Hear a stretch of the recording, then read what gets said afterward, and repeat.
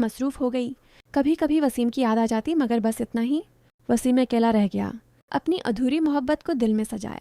जिंदगी चलती रही, मगर वसीम का दिल हमेशा इस एक नाम पर रख जाता, इक्सा। 3 महीने गुजर चुके थे जब अक्सा की शादी तय हुई थी। अक्सा 3 महीनों के लिए लाहौर चली गई थी। वह देन के साथ शादी तय करने और रिश्तेदारों से मिलने। वसीम उन 3 महीनों में बिल्कुल टूटा हुआ रहा। हर रोज़ स्कूल जाता, बच्चों को पढ़ाता, मगर अंदर से खाली था। अक्सा की जगह खाली देखकर दिल बैठ जाता। वो रात को अकेला बैठकर सोचता कि अब सब कुछ ख़त्म हो गया। बिल्कुल 3 महीने बाद अक्सा वापस कराची आ गई। स्कूल में टीचर ट्रेनिंग प्रोग्राम के लिए लाहौर से कुछ असातिज़ा आ रहे थे और अक्सा भी उनमें शामिल थी। जब वसीम को पता चला तो उसका दिल धक से रह गया। वो सोचने लगा कि क्या सामना कर पाएगा। ट्रेनिंग के पहले दिन जब अक्सा हाल में दाखिल हुई तो वसीम की सांस रख गई। वो अब भी वैसी ही खूबसूरत थी, मगर उसकी आंखों में एक हल्की सी उदासी थी। नज़रें मिले तो अक्सा भी कुछ देर के लिए रख गई, फिर आहिस्ता से मुस्कुराई और बोली, वसीम कैसे हो तुम? वसीम ने आवाज़ संभालते हुए कहा, ठीक हूँ अक्सा, तुम ठीक हो? उसकी आवाज़ में वही पुरानी मोहब्बत झलक रही थी। पूरा दिन वसीम ने इससे दूर रहने की कोशिश की, मगर दिल बार बार इसकी तरफ खंचता। शाम को जब ट्रेनिंग ख़त्म हुई तो अक्सा खुद इसके पास आई। वसीम, तुमने बहुत बदल गए हो, लगता है तुमने बहुत तकलीफ़ उठाई है। वसीम ने बाहर निकलते हुए नरम लहजे में कहा, अक्सा, तुम 3 महीने लाहौर गई थी शादी तय करने। मैंने सोच लिया था कि अब सब खत्म हो गया, मगर तुम वापस आ गए तो दिल फिर से बेचैन हो गया।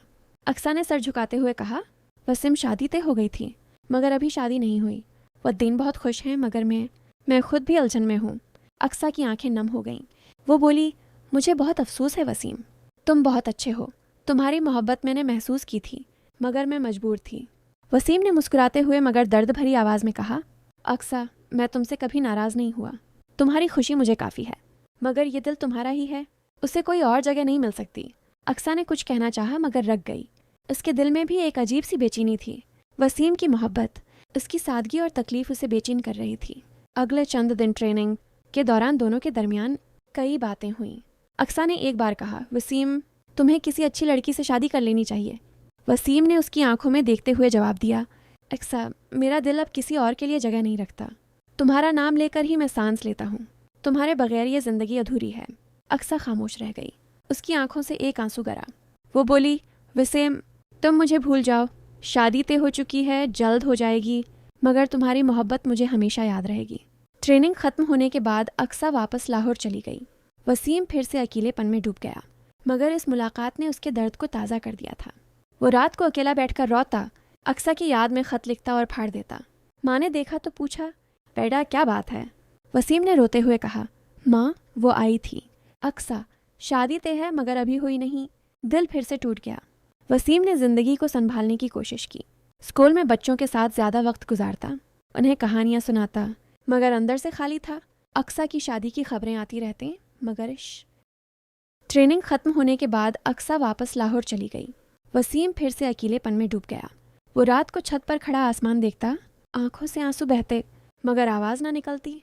दिल में बस एक ही बात गूंजती रहती, अक्सा, तुम मेरी थी, तुम मेरी रहोगी। वक्त गुजरता रहा। वसीम अब भी स्कूल जाता, बच्चों को पढ़ाता, मगर उसकी मुस्कुराहट में एक उदासी छिप जाती। माँ भी समझ गई थी कि उसके बेटे का दिल कभी ठीक नहीं होगा। वसीम ने कभी शादी नहीं की। वो अक्सा की याद में ही जिंदा रहा। कभी कभी अक्सा की पुरानी फ़ोटो देखकर दिल भर आता और वो खुद से कहता, अगर अगली ज़िंदगी मिली तो अल्लाह से बस यही मांगो, गा कि अक्सा मुझे मिल जाए। उसकी अधूरी मोहब्बत एक दर्द बनकर रह गई, मगर वो दर्द भी उसे ज़िंदा रखने का सबब बन गया। वसीम आज भी स्कूल की छत पर खड़ा आसमान की तरफ देखकर आहिस्ता आहिस्ता कहता है, अक्सा, जहाँ भी हो खुश रहना, मैं तुम्हें कभी भूल नहीं सकूँगा। अगर आपको वसीम और अक्सा की ये जज्बाती कहानी पसंद आई हो तो लाइक ज़रूर करें, सब्सक्राइब करें और बेल आइकन को ज़रूर दबा दें। ये कहानी अभी ख़त्म नहीं हुई है, अभी बहुत कुछ बाकी है। वसीम और अक्सा की ये अधूरी मोहब्बत आगे भी जारी रहेगी।